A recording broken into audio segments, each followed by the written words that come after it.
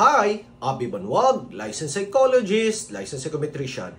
Dili na gyud nato madinay nga dako na gyud kay natabang ang cellphone sa matag usa nato karon. Gamit kay siya sa atong pag-eskwela, sa pagtrabaho, sa negosyo. Ug labaw sa tanan, dako kay siya natabang sa pag-maintain sa atong relasyon sa mga importanteng tao sa atong kinabuhi nga tuwa sa layo. Apan abot lang ko nakabantay basag ka nga kung ang cellphone mo ay hinungdan nga magpabilin ta konektado sa matag usa bisag tuwa sa layo.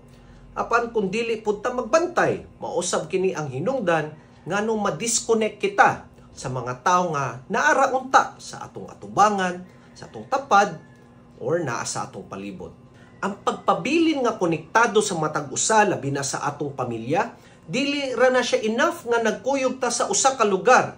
Apan present kita physically and emotionally. Sama pananglitan sa pagpangamusta, sa pag-istorya, sa pagtanaw sa mga mata, sa pagpikpik sa abaga, sa paggakos o guban pa. Sige daw be, ibutang lang una kadyot ang imong cellphone karon o buhata kini sa importante nga tao sa imong kinabuhi nga naa sa imong duol karon.